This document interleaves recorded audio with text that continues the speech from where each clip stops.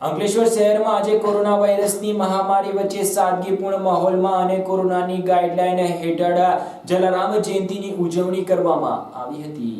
અંકલેશ્વર શહેરમાં આજ રોજ જલારામ મંદિરમાં ભક્તિભાવપૂર્વક અને કોરોના વાયરસને લઈને સાદગીપૂર્ણ માહોલમાં જલારામ જયંતીની ઉજવણી કરવામાં આવી હતી। ચાલુ વર્ષે કોરોના વાયરસને લઈને ભક્તો દ્વારા કોરોનાની ગાઈડલાઈન હેઠળ જલારામ જયંતીની ઉજવણી કરવામાં આવી હતી। આમ આજે અંકલેશ્વરમાં 130મી જલારામ જયંતીની ભક્તિભાવપૂર્વક ઉજવણી કરાઈ હતી। સંત શ્રી જલારામ બાપાનો જન્મ ઈસવીસન વિક્રમ સંવંત 1856ની કારતક સુદ સાતમે લોહાણા સમાજના ઠક્કર કુળમાં થયો હતો। તે ભગવાન રામના ભક્ત હતા। જલારામ બાપાને ગૃહસ્થ જીવન કે પોતાના પિતાનો વ્યવસાય સ્વીકારવામાં કોઈ રસ ન હતો। તેઓ હંમેશા યાત્રાળુઓ, સંતો અને સાધુઓની સેવામાં રોકાયેલા રહેતા। આજના જમાનામાં પણ લોકોએ એમ માને છે કે જો ખરા હૃદયથી જલારામ બાપાની પ્રાર્થના કરવામાં આવે તો તેઓ લોકોની મનોકામના પૂર્ણ કરે છે। આ મનોકામના પૂર્તિને પરચા કહેવાય છે। લોકો એવી પ્રાર્થના કરે છે કે જો તેમની મનોકામના પૂર્ણ થઈ તો તેઓ ઉપવાસ કરશે અથવા જલારામ બાપાના મંદિરે જશે।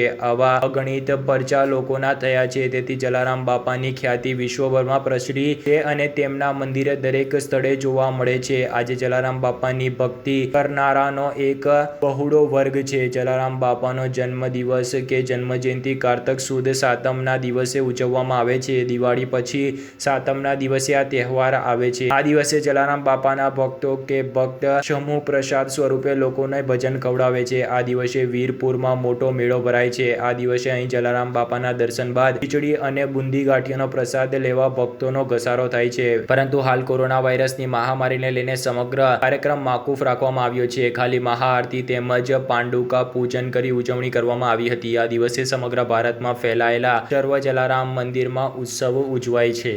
જય જલારામ। આજ રોજ જલારામ બાપાની 121મી જન્મ જયંતિ નિમિત્તે ગોલાવા ગોલવારકાંડ જલારામ મંદિર ગોમતી નાકા ખાતે આજ રોજ જલારામ બાપાની જન્મ જયંતિની ઉજવણી કરવામાં આવી રહી છે। તો આજ રોજ કોરોના મહામારીને લઈને જલારામ બાપાના જે પણ દર્શનાર્થીઓ આવે છે તેમને હવે સેનેટાઈઝર અને કમ્પલસરી માસ્ક પહેરી અને બાપાના દર્શન કરે છે। તેમાં જે ભાવિક ભક્તોનો પણ ખૂબ સહકાર એવો મળી રહ્યો છે અને આ કોરોના મહામારીને લઈને જાહેર ભંડારો તથા બાપાની શોભાયાત્રા કારવાનો અમે મોકૂફ રાખેલ છે અને પૂજા આરતી હવન યજ્ઞ કરીને અમે આજરોજ જલારામ બાપાની જન્મજયંતિ ઉજવવાના છે।